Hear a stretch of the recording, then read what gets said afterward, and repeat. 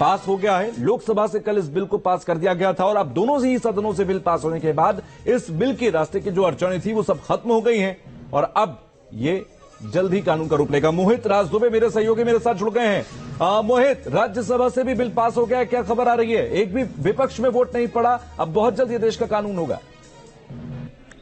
देखिए, बिल्कुल इस वक्त की सबसे बड़ी खबर कह सकते हैं, महिला आरक्षण बिल के मद्देनजर महिला आरक्षण बिल जो है वो राज्यसभा में पास हो गया है। प्रधानमंत्री नरेंद्र मोदी ने सीधे तौर पर अपील विपक्षी दलों से की थी कि आइए मिलकर इसको सर्वसम्मति से बिल को पास करते हैं और प्रधानमंत्री नरेंद्र मोदी की इस अपील के बाद सर्वसम्मति से इस बिल को पास करा लिया गया है। पहले लोकसभा में पास करवाया गया, अब उसके बाद इसको राज्यसभा में भी पास करवा लिया गया है और सीधे तौर पर महिला आरक्षण बिल जो है इसके बाद जो है राष्ट्रपति के पास इस बिल को भेजा जाएगा, जहां पर इस बिल के दोनों सदनों में मुहर के बाद जो है वहां पर कानूनी रूप जो है कानूनी जामा इस पर पहना दिया जाएगा। तो कह सकते हैं कि हिंदुस्तान की राजनीति में महिलाओं के मद्देनजर एक बहुत बड़ा कदम है। एक नई इबारत महिला आरक्षण के मुद्दे पर लिख दी गई है। लोकसभा के भीतर 181 सीटें महिलाओं की होंगी आरक्षण के बाद। लेकिन देखिए, दोनों सदनों में भले ही इस बिल को पास करा लिया गया हो, लेकिन तमाम सवाल भी उठाए गए कि आखिर इसको लागू कब किया जाएगा। विपक्षी दल राहुल गांधी हो, मल्लिकार्जुन खड़गे हो, सोनिया गांधी हो, लगातार ये बात कहते रहे हैं कि इस बिल को तुरंत लागू किया जाना चाहिए। विपक्षी दलों का कहना है कि जनगणना और परिसीमन का इंतजाम नहीं किया जाना चाहिए। जिस तरीके से केंद्र सरकार ने जो है जीएसटी को लागू किया, नोटबंदी को लागू किया, उसी तरीके से इस कानून को भी जल्दी से जल्दी लागू किया जाना चाहिए। ये बात विपक्षी दलों ने कही है, लेकिन ये भी कहा जा रहा है कि 2029 के बाद इस कानून को जो है लागू किया जाएगा, क्योंकि अभी जनगणना होनी है, जनगणना के बाद परिसीमन होगी और परिसीमन के बाद इस कानून को लागू किया जाएगा। मोहित, मुझे लगता है कि एक कीर्तिमान ये भी है कि केंद्र सरकार के खाते में कीर्तिमान ये भी आएगा कि राज्यसभा से एक भी वोट विपक्ष में नहीं पड़ा सर्वसम्मति के साथ, और लोकसभा के अगर 2 वोटों को निकाल दे तब भी विपक्ष का एक जो बड़ा धड़ा है वो सरकार के बिल के साथ खड़ा था। भले ही तमाम आपत्तियां थी लेकिन साथ खड़े थे। तो ये खुद में भी एक कीर्तिमान है कि राज्यसभा के अंदर एक भी वोट विपक्ष नहीं पड़ा, आप सर्वसम्मति के साथ बिल पास कराकर ले जा रहे हैं।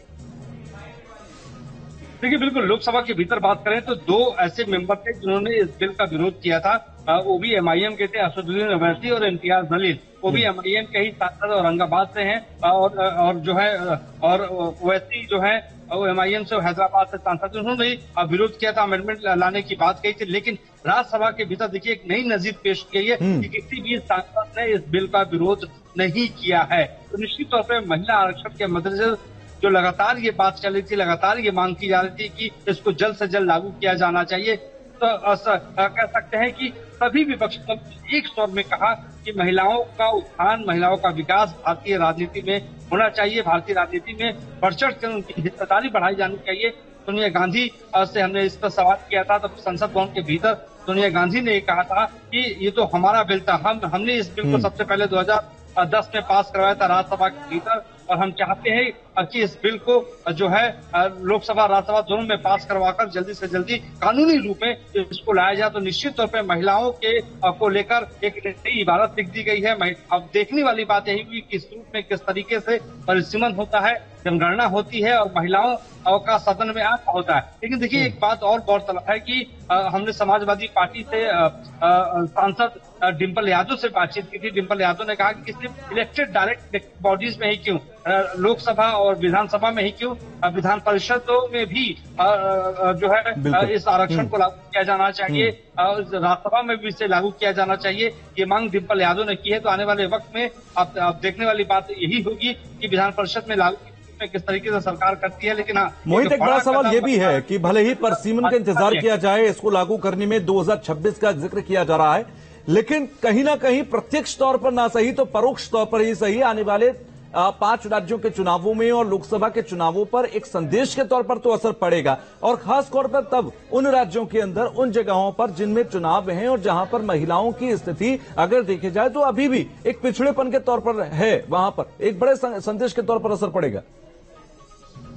नहीं, बिल्कुल देखिए 5 राज्यों में विधानसभा चुनाव होने हैं और कुछ महीनों के बाद देखिए लोकसभा चुनाव भी हैं। इसमें सियासी नजरिए से अगर देखा जाए, सियासी परिप्रेक्ष्य से अगर देखा जाए तो किसको कितना फायदा होगा ये तो दूर की कोटि है। लेकिन भारतीय जनता पार्टी इस पूरे बिल पर स्टे लेने की भारतीय जनता पार्टी ने पूरी कोशिश की है। प्रधानमंत्री नरेंद्र मोदी लगातार ये कहते रहे हैं और प्रधानमंत्री नरेंद्र मोदी के मंत्रिमंडल के तमाम सदस्य कहते रहे हैं कि प्रधानमंत्री नरेंद्र मोदी के अथक प्रयास की वजह से ही इस बिल को दोनों पे लाया गया। देखिए स्पेशल सत्र बुलाया गया, स्पेशल सत्र 11 बार बुलाया गया है और विभिन्न जो है कई जो विशिष्ट मौके रहे, विशेष मौके रहे, उन्हीं मौके पर विशेष सत्र को बुलाया गया था। पहली बार जब सत्ता हस्तांतरण ब्रिटिश भारत को दिया था, उसको पहला भी विशेष बुलाया गया था और उसके बाद जब भारत के 25 साल हुए थे, 50 साल हुए थे, कई विभिन्न मौकों पे बुलाया गया। लेकिन आज कह सकते हैं कि नई संसद में जिस तरीके से पुराने संसद से नई संसद में सभी सांसद गए और नई संसद में पहला बिल जो है महिला आरक्षण बिल पास हुआ, तो निश्चित ये हिस्टोरिकल देश की आधी आबादी को एक ताकत देने का, एक शक्ति देने का एक मौका था और जिसे मुझे लगता है कि बहुत अच्छी बात यह है, तारीफ की बात यह है कि पक्ष के साथ साथ विपक्ष ने भी बराबरी के साथ दिया है। ये एक अच्छे भारत की सुनहरी तस्वीर की एक अच्छी तस्वीर जरूर है। मैं बस आखिर में यह समझना चाहूंगा मोहित आपसे कि राज्यसभा से पास होने के बाद अब क्या कानूनी पड़ाव होंगे जहां से गुजरेगा ये बिल? देखिए लोकसभा में पहले पास हुआ, अब राज्यसभा में पास हो गया है और राज्यसभा में पास होने के बाद इस बिल को जो है अब सीधे तौर पे जो है राष्ट्रपति को भेजा जाएगा। राष्ट्रपति अपने हस्ताक्षर इस बिल पर करेंगे और ये कानून बन जाएगा। तो उसके बाद इस बिल को लागू किया जा सकता है। ठीक है मोहित, बहुत बहुत शुक्रिया हमसे जुड़ने के लिए, तमाम बातचीत करने के लिए। तो लोकसभा में कल ये बिल पास हो गया था और अब राज्यसभा में ये पास हो चुका है। इस पर वोटिंग हुई, एक भी वोट विपक्ष में नहीं पड़ा। ये सर्वसम्मति से बिल पास कर दिया गया है और अब राष्ट्रपति के पास